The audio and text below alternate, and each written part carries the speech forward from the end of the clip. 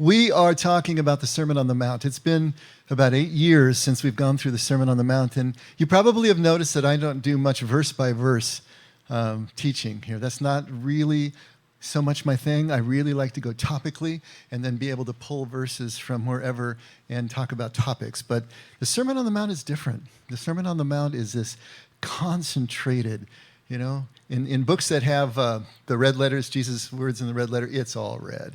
Matthew 5, 6, and 7, just all red. And it's a beautiful thing to have such a concentrated look at Jesus' teaching, all put together, compiled in a structure that makes sense once you start to decipher what the structure is all about. And we talked about the fact that the Sermon on the Mount has not been used much in the church teaching. It's been a conundrum from the church. We talked about how we love that word, conundrum. It's been confusing. It's been something that has been difficult for the church to deal with, especially institutionally. And the reason is that we have a different mindset and a different point of view than Jesus or the first hearers that were listening to his teachings had at that time. And the mindset is that we are looking at Scripture and life pretty much through a legal lens. We're looking at things legally. And if we look at the sermon through a legal lens, we're going to find a bunch of rules to obey. And as long as we are thinking that there are these new rules that we need to obey, then we're going to be losing the message that Jesus is trying to get across. Jesus is not giving us more rules to obey. That's not the point. What he is trying to do is redefine the rules that we think we already have. And that's a very different proposition. To redefine those rules so that we can unlearn the things that we think we know, which are now limiting us, keeping us from being able to really connect with our God. And then be able to start to engage the processes, the way of living, the way of connecting that will transform us from the inside out. To redefine, to unlearn, and then to engage in a way that we can transform. But if we approach it with a legal mindset, we're not going to understand. If we approach it with the point of view that everything needs to be literally true, which is kind of an offshoot, of the legal mindset. If it needs to be literal, we're also going to miss what Jesus is talking about. Because literally the Sermon on the Mount is absurd. Literally the Sermon on the Mount is completely irrational. Literally it's a set of impossible standards that can't possibly be met. So what are you supposed to do with it? But if we can turn that around and start to look at the sermon through the eyes of a poet, in a poetic way, a non-literal way, a figurative way, if we can start to take into account the Aramaic idioms that are at play here, because there are idiomatic expressions and things we don't understand all over the place. And if we can start to realize that instead of looking at this sermon, and all of Scripture for that matter, as just literal, right on the surface truth, and realize that it's pointing to a deeper truth as an experience, but not as a proposition. We propose truth. We lay it out propositionally. Jesus is pointing toward truth that cannot be contained in words, can only be experienced by our own desire to want to engage what needs to be engaged in order to be able to experience. And so that Western mindset, that Western point of view, legal and literal, causes the misunderstanding of key words and phrases all throughout and makes it impossible for us to really understand what's going on. And the worst part of it is we think we know what's going on. It's like watching a movie. You ever watch a movie where you're only getting maybe every third word of dialogue? Maybe because they're speaking with thick accents, or maybe because there's subtitles or something else, but you're not getting all the words. Now, your mind tries to stitch things together and create meaning with what you are getting, right? That experience. But are you getting what was really in the script? Are you getting what the actors are really emoting if you're not hearing all the words? If you're not understanding all the words, and if your mind is just trying to stitch things together. The perfect example is the first Beatitude that we talked about. Actually, we talked about it the last couple of weeks. Think about it. Blessed are the poor in spirit, for theirs is the kingdom of heaven. One short little line, right? Seems pretty straightforward, but we got to think about it. Blessed, poor in spirit, for theirs, and kingdom of heaven. We don't know what any of those mean from an Aramaic point of view. When we think of blessings, we think of something that is bestowed upon us from outside the inside, either by God, by another person, by circumstances. We are blessed in sort of a passive way. The blessing comes to us. But tobe, the word that's used here for blessed, means enriched and whole and complete. Congratulations to you. Fortunate are you. The idea is that you have experienced something that has completed you from inside out. Anything but passive. It goes in a completely different direction. It's active. And poor in spirit. We think of that as a negative, someone who is lacking in spiritual gifts. But it's an idiomatic phrase, maskina baruch, which literally means having an attitude of poverty even if you're rich.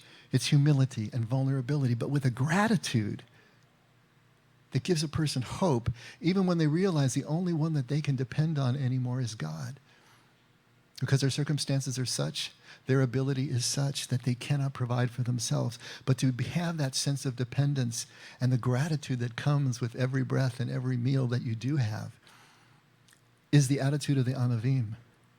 For theirs. We think of possession. We think of kingdom as a place that we can enter or we can inherit or we can possess, because that's what the words literally say. But Jesus is very clear. When he looks at little children, when he looks at someone that has the heart of the Anavim, the heart of the child, the line that he uses is, for such as these are kingdom. Kingdom is not a place. Kingdom is a person. Kingdom is you and me when we enter into this quality of life, this way of seeing, this taking the lid off and the blinders off so that we can see the connection that's all around us. And then kingdom of heaven. We think of heaven of the next life. Jesus' first followers thought of a political and physical kingdom in their own time, and Jesus is saying it's neither. He literally spends his entire ministry trying to redefine kingdom of heaven because he's hanging everything that he's teaching on that one phrase, on that arch metaphor that we talked about last week. Literally, it could be translated as the reign of unity, but it is the principles by which God reigns, the principle, his will, if you will, what makes him happy, what delights him, what causes him to continue to do the things that he does. That's the kingdom of heaven. And so when you put that little line together, what are the two words that we actually know, literally, right off the bat? Are and is. Those are the only two words left. Two forms of the verb to be. Everything else we don't understand if we're looking at things from a legal or literal point of view. And this is a problem we have. People say, oh, how can you trust the Bible? You know, it's been translated and mistranslated and copied. You know what? The Bible is the most accurate book from antiquity that we have in human existence. It has been cross-referenced and cross-checked like no other book from antiquity. And we have so many what they call witnesses, manuscripts, over 24,000 that can be cross-referenced in different families from different parts of the Mediterranean area. We have the words, as much as we can tell, accurate. What we don't have is the understanding of what those words mean. And this is what we're trying to reconstruct. This is what we're trying to redefine. If we can, as much as we possibly can, understand what the first hearers would have understood by these words, then we can get closer to what Jesus originally meant. We can, in effect, rescue the sermon from irrelevance.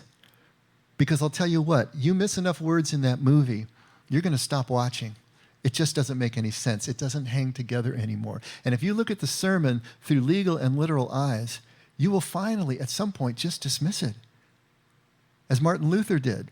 He said, it's just an impossible standard for us to understand that we can't follow the law anyway, and it's all by grace. Jesus doesn't play games like that. He doesn't give us something we can't follow. He gives us something that is essential for us to engage. But we need to understand it as he delivered it.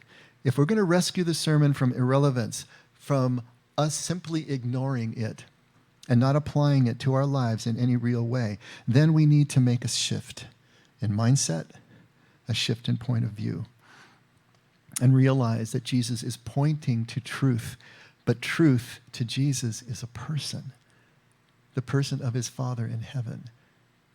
He's pointing to a relationship that we can have in real time, in our lives that will redefine everything for us and change our attitude, change our ability to be one, to be connected. And so we're here right at the beginning of the Sermon on the Mount. We did the first 3 Beatitudes last week. So we'll just recap those really quickly, and we're going to hit the rest of them today. And remember that Jesus is giving us the picture of the finished product. With these 8 Beatitudes, he's showing us just kind of like taking this kingdom person, and they're like on a lazy Susan, slowly turning around, and we're seeing him or her from all different sides. And he's showing us these attributes. This is what this person looks like. Here's a portrait of kingdom, which is a portrait of a person, not a place, right? So let's look at the first 3. And if you have the little inserts, that would be a good thing. Brandon will put the NASB versions, but the paraphrases that I'm going to be reading today are there, and they might be able to help you as we go through this, if you can see them as well as hear them. So the first Beatitude we just went through, blessed are the poor in spirit, for theirs is the kingdom of heaven. Now here is a paraphrase. And here's the thing, you can translate or you can paraphrase, and there's 2 different ways you can translate. When it comes to Aramaic, it is so difficult to translate straight from the language into ours, because then we get something that looks like, blessed are the poor in spirit, for theirs is the kingdom of heaven. But to paraphrase, put it into our own words so we can drill down and say what each of those operative phrases or words mean in the original Aramaic and to the original Aramaic listener, then we can start to understand a little bit more. And so all these are paraphrases. They are not literal translations. But listen to this one. Enriched are those who live with a sense of dependence and vulnerability and gratitude. For the reign of God, of unity, is the same as this. No more, no less.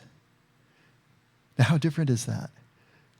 But notice, something like that in English is something that we can start to grab onto. It has some teeth and some traction that we can use to start making choices moment by moment. Second Beatitude, blessed are those who mourn, for they shall be comforted. How about this? Happy are those who long to fill what is lacking in the lives around them, who are weak and broken from the intensity of this desire. They will hear God's voice and be strengthened and encouraged, and they will see the face of that for which they long. Now, some of you are familiar with The Message by Eugene Peterson, which is an entire paraphrase of the Bible. You know, we started out with the New Testament and Psalms and Proverbs, but he's got the whole Bible now. It's a paraphrase. He put it into his own words to try to get across the way he understood the Scriptures. And in most cases, he did a masterful job. And not only that, in most cases, he was able to also capture the Aramaic sense. And so, second Beatitude, blessed are those who mourn, for they shall be comforted, from The Message. You're blessed when you feel you've lost what is most dear to you. Only then can you be embraced by the one most dear to you. That's not bad, huh? And one of the non-canonical Gospels, the Gospel of Thomas, is something, so maybe you've heard of the Gospel of Thomas, but in that, it's just a sayings gospel, just Jesus said, Jesus said, Jesus said. And at one point, Jesus said, blessed is the person who has struggled. He has found life. Same idea, different words. But this is something, again, we can start to do something with. We've all struggled. Jesus is saying, if you've struggled, you've found life. You've found the key to the connection, the compassion, the ability to see another in those same kind of struggles. The third Beatitude, blessed are the gentle, for they shall inherit the earth. Or blessed are the meek, if you're looking at the King James. Now, paraphrase with an Aramaic sense, fortunate are those who are not arrogant or domineering. They will partake in and have their place to stand and live richly. From The Message, you're blessed when you're content with just who you are. No more, no less. That's the moment you find yourselves proud owners of everything that can't be bought. Love that. And from an Aramaic speaker, ripe are those who soften what is rigid inside and out. They shall be open to receive strength and power, their natural inheritance from God.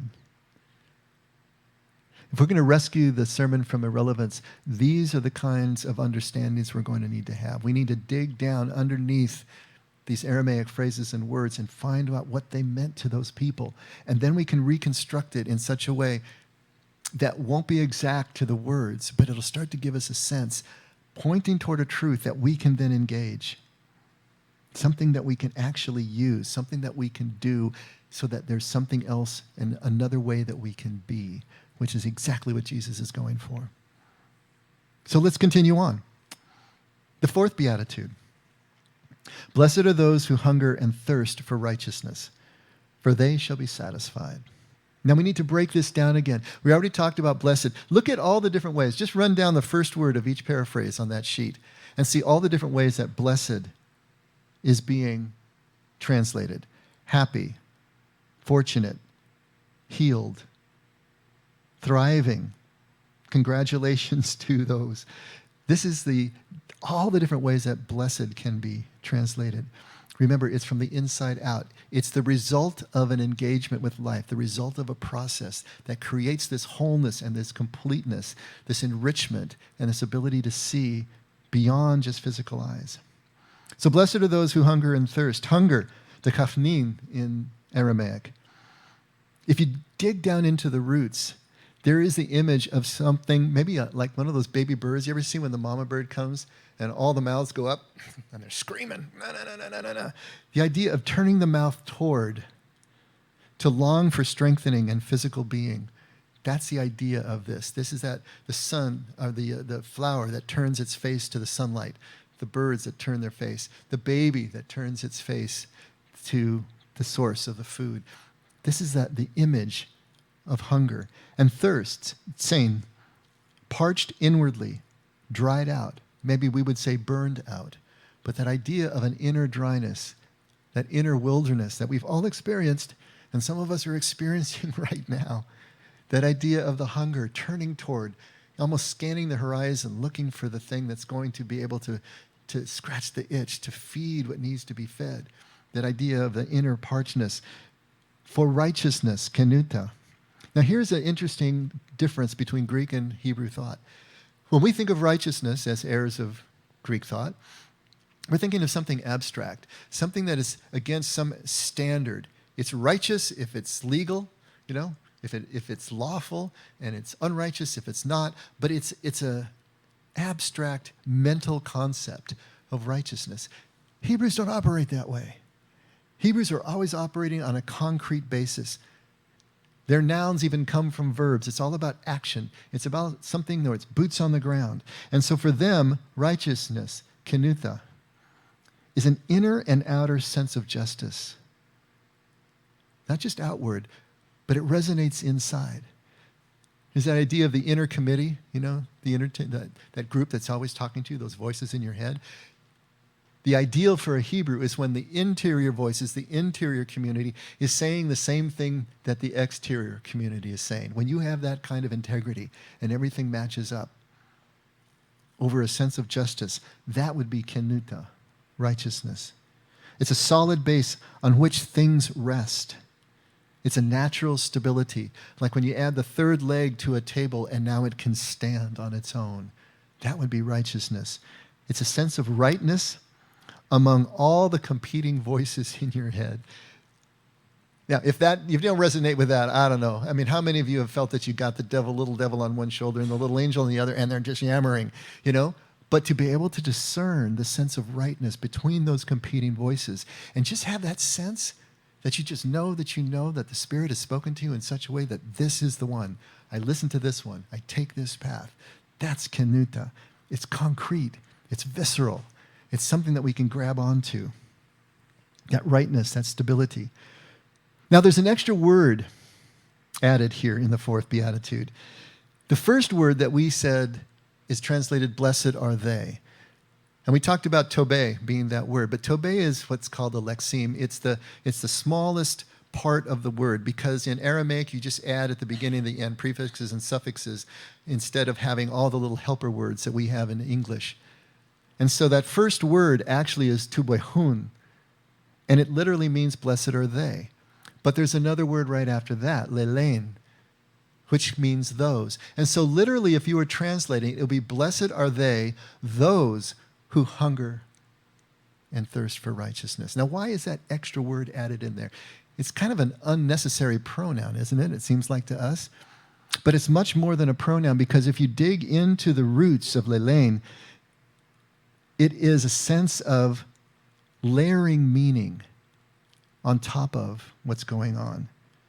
And the idea is a watching and a waiting at night, waiting for something to occur, waiting by lamplight. Remember we talked about selah, the word for prayer, as an inclining toward, a leaning in. It's actually a hunting term where you lay the trap, the snare, cover it over with leaves, and retire into the blinds. And every nerve is like on a hair trigger, and you're waiting for that trap to be sprung, and then you spring into action.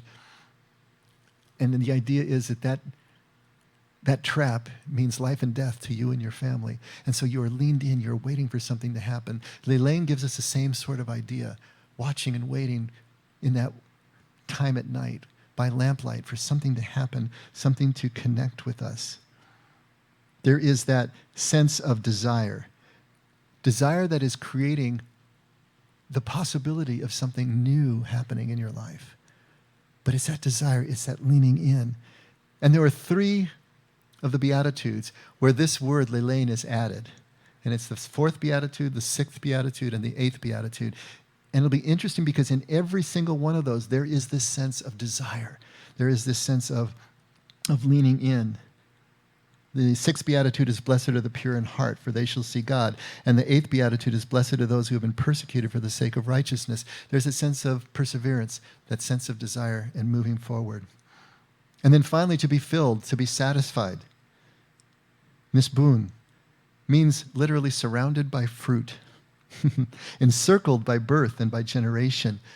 That idea of sitting at this huge feast and everything is around you. So to be the one who is waiting, watching, leaning in for that sense of rightness, that sense of direction, and then to find yourself in the middle of the feast. Let's read some paraphrases. Healed are those who crave and passionately desire a good place with God. They will find it and know that they have found it. How about the Message again? You're blessed when you've worked up a good appetite for God. He's food and drink in the best meal you'll ever eat. A little bit of lightheartedness there with him. Again, see how this starts? I'm hoping to make it alive for you. Make it something that you can actually lean into yourselves. The 5th Beatitude. Blessed are the merciful, for they shall receive mercy. So merciful, lam ramane. Lam ramane. It can mean merciful. It can mean compassion that is moved into action. This is not compassion that is passive. Not compassion that is just mental, that we understand the connection we have with this other person. This is the kind of compassion that is motivating. It's moving us towards some sort of action. It can mean pity and it can mean love. But it means love as coming from the depths of our being. The word for mercy itself is ram. And ram is also connected to rahem, which is the word for love. Each one of these 3 words, at its very root, is the word for a womb, a woman's womb. The idea that that womb is the deepest part, the seat of generation, of purpose, of children for whom love just flows effortlessly. That sense of connection is so deep if it comes from that wellspring from within. It's as if we are birthing mercy in this sense as it comes through us. To obtain, blessed are the merciful, they will receive or they will obtain mercy. The word there is newun.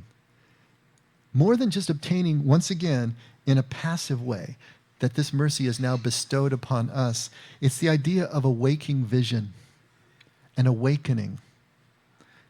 These people will be shown, but in a way, again, that's coming from inside to outside. You're going to see this over and over again. What sounds passive to us, what we understand as passive, as just saying a prayer and something is bestowed to us, is just the opposite. It's an engagement into an experience that creates a realization from the inside out. But this idea of mercy, this idea of the merciful, connected to rahem, it's so interesting. There are two different words for love, rahem and hab. When Jesus uses rahem, he says, love your neighbor. Rahem is that love that comes from the womb, that comes from inside and just flows effortlessly outward. But when he says love your enemy, he uses the word hab. In the roots, hab is to kindle a fire. You might be thinking, what in the world does kindling a fire have to do with love, right? Or it can mean a germinating seed. All right? That doesn't help any here. But think about it. If you're kindling a fire, what do you do? And remember the Hebrew mindset. It's all about concrete action that is creating the connection with them that they have to whatever it is they're talking about. And that becomes the word, right? The verb then becomes the noun. But if you're going to kindle a fire, what do? You take a bunch of little dry sticks and twigs and you pile them up, and then you get some kindling. Maybe it's just some kind of hair or really small fibers, and you got to spark it, or you got to do the thing with a stick until it gets hot enough to create, and then you got to blow on it, and you got to be careful. You got to make sure no wind comes, and then you got to slowly feed it thicker sticks and thicker sticks and thicker sticks, and eventually you have a roaring campfire. To love your enemy is just like that, isn't it? Starting with little dead, dry things, lifeless, no moisture in them. But eventually, if you are careful and you continue to stoke it, you can have this roaring fire. And the same thing with a dry, dead seed. Put it in the ground, create the right circumstances, water it, tend it, and you will have a life-giving source. It's amazing and beautiful and poetic and figurative, the way Hebrew and Aramaic work, just the language itself, if we can get into those roots and understand what's really going on. Fifth Beatitude, a couple of paraphrases. Blessed are the merciful, for they shall receive mercy. How about thriving are those who moved? Thriving are those moved to help someone in need, turning feeling into action, for they will experience the comfort that they give. And from the Message, you're blessed when you care. At the moment of being careful, you find yourselves cared for. Not bad. Thriving are those. Sixth Beatitude. Blessed are the pure in heart, for they shall see God. Okay, so we got a lot of words there. What's this pure in heart business? What are we talking about here? Pure, the word pure. Dadkain in Aramaic. It means consistent in love, consistent in compassion, having a sense of abundance, even a sense of purpose, and a purpose that is electrifying, a purpose that just pops you out of bed like a piece of toast in the morning. That kind of purpose. Not just some dry abstract thing, but what is it that really animates you? What do you have passion and compassion for? To be pure is to be consistent in that, day after day. Heart, lebhon, is any center from which life radiates. And so it's our idea of the heart of the home is the kitchen, right? That's the center from which life radiates in the home, right? That's the idea of heart here. Not just the heart, and not just a sentimental idea, but that it really is a center of life, of vitality, of affection, of courage, of audacity. It is that vital center of all of that. To be pure in heart is to be consistent in the love and the compassion as the center of that vitality in your life that gives you the sense of abundance, that gives you that electrifying purpose. The two connect. They shall see God. Nezun also refers to an inner vision. It refers to contemplation and the contemplative practice, the insight that comes almost like a flash of lightning. If you've read any of the stories from the Zen masters, as they were teaching their students, when they sensed that the student was just about ready to break into an enlightenment, break into a larger understanding of life, Sometimes they would sneak up behind them very quietly, and then clap right behind their head, because it would just be that shock, that sound, that would take them into and break them into a whole different way of thinking and seeing. Sometimes it was a clap of thunder from the lightning that would do exactly the same thing as they sat in meditation. This is the same sort of idea. This seeing, this nezun, would be this insight that comes like a flash of lightning, comes when you finally have filled yourself up right to the eyeballs, and then it just breaks through. That kind of inner vision, that kind of clarity. To see what? To see God, Allah, which means oneness, which means unity, which means multiple things functioning as one, as if there is no difference between them. That's the idea here. If we have this consistency of heart that is focused in compassion and love, we will have that inner vision, that awakening, that insight that flashes to the unity of everything that is around us. Take a look. Congratulations to those whose innermost passions and desires are free from anything that is false. They shall see God and God's unity everywhere they look. And from the Message, you're blessed when you get your inside world, your mind and your heart put right. Then you can see God in the outside world. The inner voices and the outer voices, the inner community and the outer community, together, one, integrated, speaking the same language, seeing the same thing. So important for us to understand where they're going with all of this. 7th Beatitude. Blessed are the peacemakers, for they shall be called sons of God. Or more politically correct, they shall be called children of God. How's that? So we have the first word here, peacemakers. If you translate it directly from the Aramaic, it would be makers of peace. Peace here, shlama in Aramaic, or shalom in Hebrew, which you probably are more familiar with. Shlama, shalom, salam in Arabic. It's all the same word, all the same consonants, just different vowel points between the three languages. And there are so many words between those three Semitic languages that are the same this way. But peace here, shlama, shalom, means complete and whole. It's the greatest amount of wholeness and wellness and connection and unity and prosperity that a person can possibly experience. This is why Hebrews and Jews today even use shalom as their hello and their goodbye, their salutation, just the way Hawaiians use aloha in the same way. It means health to you. It means the greatest amount of wealth and peace and connection to you, whether we're coming or whether we're going. Now, this is in contrast to the word shena. Shena is the word that Jesus used when he says, you think I came to bring peace? I didn't come to bring peace. I came to bring the sword. And we're thinking, wait a minute, you're the Prince of Peace. What the heck is going on here?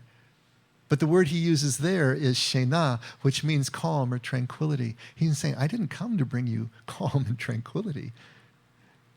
This journey you're about to undertake is going to create the sword. It's going to create the point of division between you and everybody else who's saying, what the heck are you doing? I liked you better before. Where are you going with this? And it's going to create the inner division because you're being asked to give up everything that you've been clinging to your entire life. And now you're going to let go of that? You don't think that's disturbing? You don't think that's difficult? Later on, Jesus is going to tell us that road is the narrow road with the constricted gate, and few go by that. He's not talking about heaven. He's talking about our ability to move along this line and deal with the lack of peace in the sense of calm and tranquility that is going to ensue for a time until we get to the true shalom that is only on the other side of that wilderness experience. It's the only way to get there. This is the peace that Jesus is talking about. The makers of this kind of peace, lavde, is more than just stopping a conflict. That's such a limited idea of peace in this sense. It's not about stopping a conflict. It's committed to an ongoing action that you get up for every single day of your life, day after day. An intense daily effort. The roots of this word, lavde, go all the way back to the agrarian roots of the Hebrew people. The idea of tilling the soil, a head bent over the work that is being done every single day, getting up every day, committed to this crop, committed to the livelihood and the sustenance of the family. Day after day, nobody watching, no one pinning a medal, no one rewarding you, other than to be working in the rhythms of nature, of wind and rain, and then seeing the crops that finally come. Makers of peace are the ones who get up every single day, committed to the unity that is the shalom that we seek. They shall be called nitkarun. These roots talk about digging a channel or digging a well, allowing water to flow, water to run. And again, this is one of those things that just seems so random. Where is this coming from? How does this work? To be called in this way is to be hollowed out by the process that we're talking about that makes channels for God's love to be able to flow, this unity that we're talking about. To dig a channel, to allow yourself to become a conduit to what? To God and God's unity is literally to be a son or a child. This word that is called sons of is a word that means the embodiment or the realization of what before was just mere potential. In other words, it's to make something real that was only vaporware before. It was only on paper before. But when you make it real in your life by becoming a conduit for it, it's not like it starts with you. It flows through you. That's the idea of being called sons of God, to be recognized as those who flow in the same way that God flows, the unity and the connection. This is the idea here. Take a look at the paraphrases.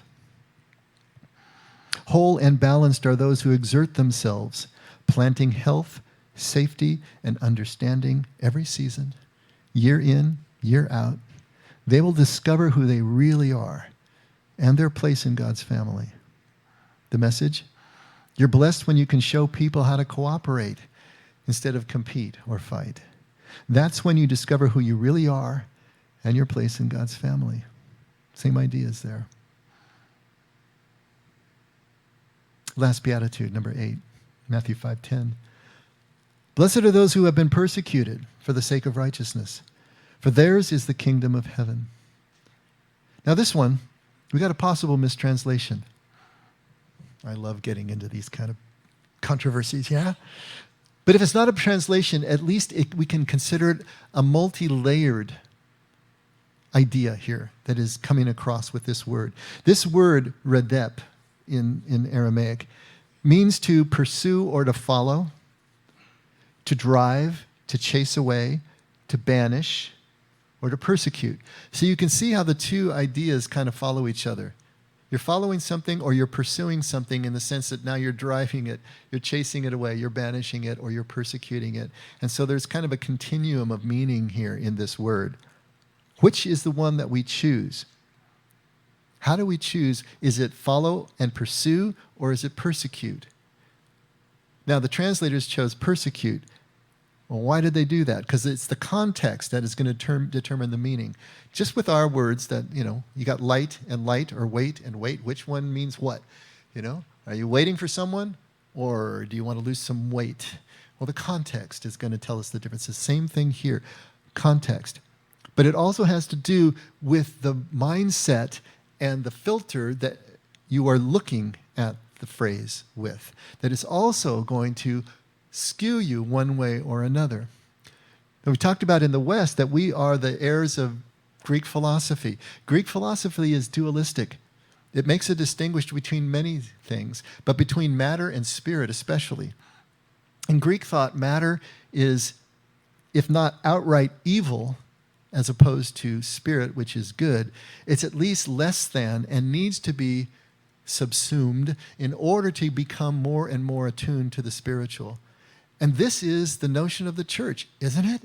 I mean, haven't we been told over and over, we got to get out of the fleshly world and we got to become more spiritual. We have to let go of all these things. It got to such a fever pitch by the Middle Ages that marriage was looked at as a lowly status and celibacy was the high status. You only, exercise your conjugal rights in order to make kids, and you better not enjoy it because that is going to be less spiritual.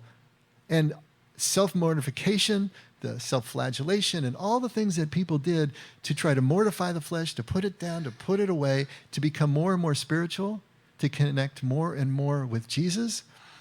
Jesus was a Jew. Hebrew theology is unitive. It's non-dual. It sees everything as one thing, and it sees the world, our bodies, and everything that God created as good. If you're going to become more spiritual in Hebrew thought, you lean into the physical. You engage the physical. Read the Old Testament. It's about as earthy and body and sometimes raunchy as you can imagine, because they're not afraid of this stuff. They encoded it into their sacred scriptures. This is life. Life that is engaged in the physical is life that's engaged in the spiritual. And yet, the attitude of the Greeks, as they're translating these words, or the thought forms at least out of the Aramaic, you can see where they would have gone to persecute as opposed to pursue. Now, to be fair, everywhere this word is used in the rest of the New Testament, it's always in the context of persecution. So there's that, right? And there's also the sense that the next passage that we're not going to read today is talking about persecution. So there are a lot of reasons that they chose persecution, and that's not necessarily wrong. But look what happens if we think about, blessed are those not who are persecuted for the sake of righteousness, but blessed are those who are pursuing righteousness. How does that change and fit in with everything else that we're reading in terms of the characteristics and the attributes of this kingdom person? Or maybe it's a combination of the two.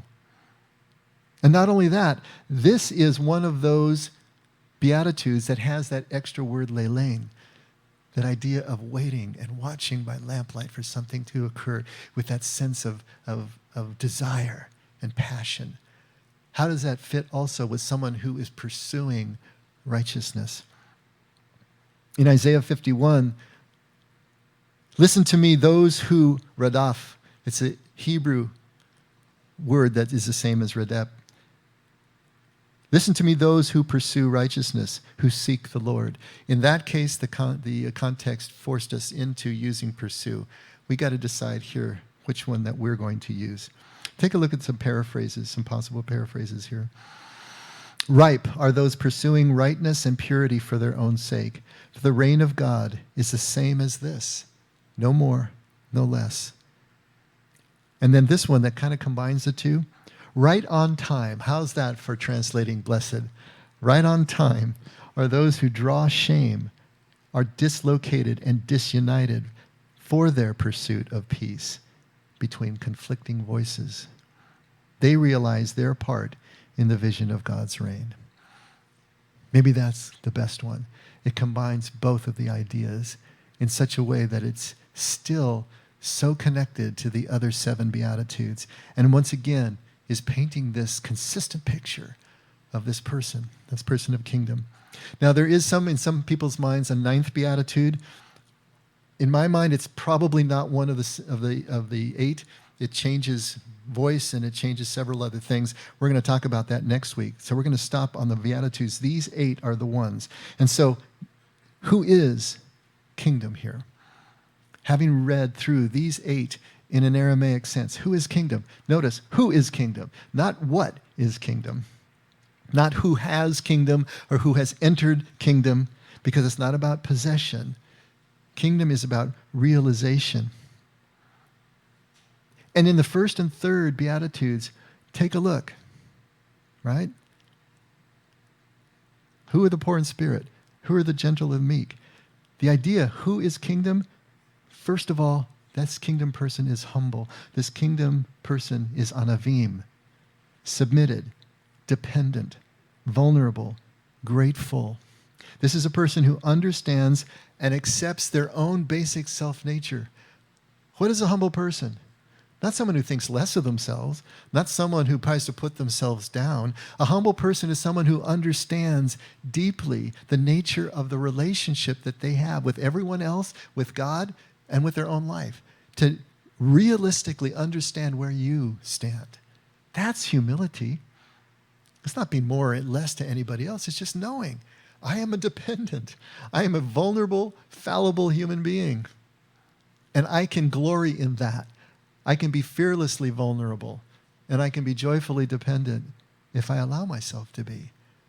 That's the first and third Beatitude, the attributes. The second, the fifth, and the seventh are talking about being connected, empathetic, sympathetic, merciful, forgiving.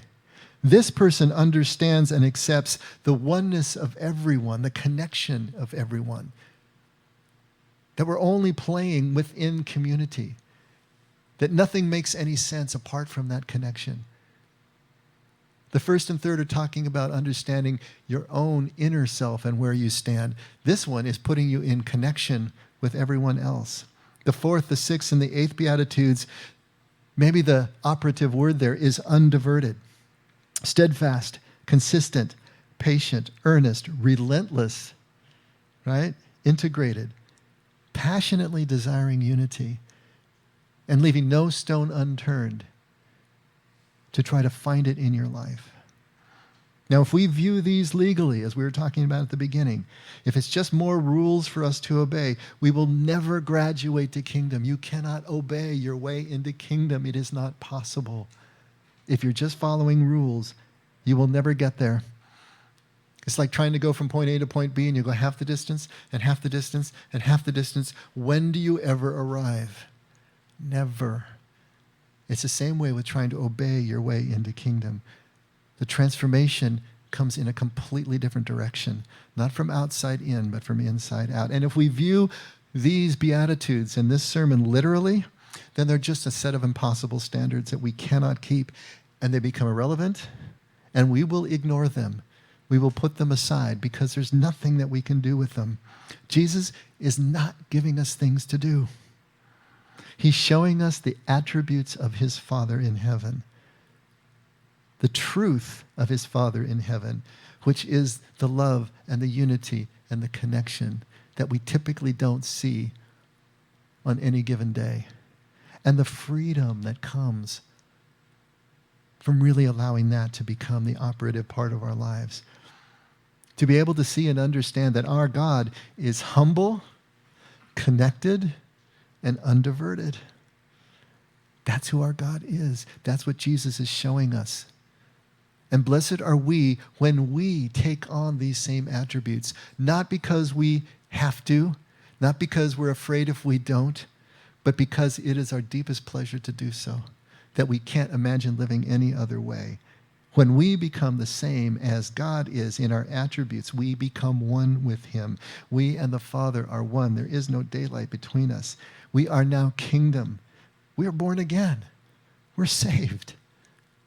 And salvation to a Jew is spiritual liberation here and now, not entrance into heaven sometime later. Another word that we don't get. There's work to do. That's what Jesus is telling us. There is work to do, but it's not the work of addition. And this is so important to understand. It's not something that we legally perform. It's not an accomplishment that we create in order to get God's approval. The work that we do is subtraction, not addition. It's actually losing ourselves. Jesus says the kingdom is within you. Don't look out there for it. This kingdom person, this person who lives in that kind of freedom and that kind of connection with God is already sitting inside you right now as if frozen in a block of ice. The work that you do will be to chip away everything that is not that kingdom person within you, that you were born with, that you were born to be. There's no boasting in this work. You didn't accomplish something. All you did was uncover what was there from the beginning, and to make it real, to realize it in your life.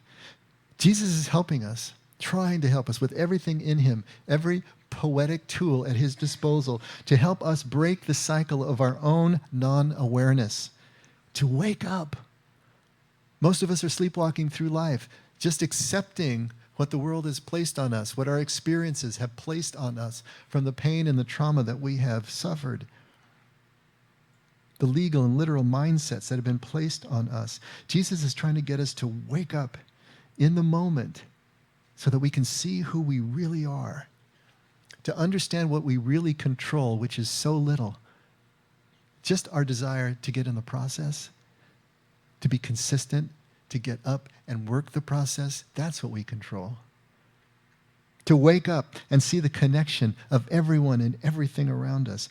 To join in the mourning, the peacemaking, and the forgiving of our community around us, of everyone who crosses our path. To see that connection, to join in, to be moved to provide whatever we can. To wake up to real meaning and purpose that pops us out of bed like that piece of toast and allows us to become someone that people can count on, to have that consistency. To rescue the Sermon on the Mount from irrelevance is to see it again as it was first delivered. Not impossible standards that we can't meet, not absurd tasks that we just put away on a shelf, but this wake-up call to our own awareness of who we are and how we connect, to begin to see life through the eyes of a humble and connected and undiverted God. That if we don't learn to value ourselves, we will never engender those attributes in ourselves. This is what Jesus is trying to show us. Let's pray.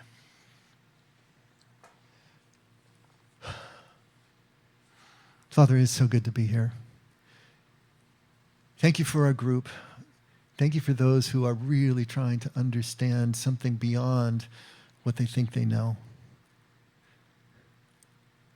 Blessed are those of us who are willing to sell everything that we think we own, to give it away, and to follow an uncharted path that seems scary at first. Blessed are those of us who will trust you enough to take those first steps and to see where they lead, and to see if there really is new possibility, a different way of living life that maybe we haven't even imagined, that will make us free enough to be able to be those fearlessly vulnerable people, those joyfully dependent people that are kingdom and can understand and accept life in a different way. That's what we want, Father. You know we're frail. You know we're fearful. Help us to overcome that in these first few steps on which we can build. And thank you for being the God of love and consistency and undiverted purpose yourself, Father. Never let us forget we can only love because you loved us first. And we pray this in Jesus' name. Amen. Let's all stand.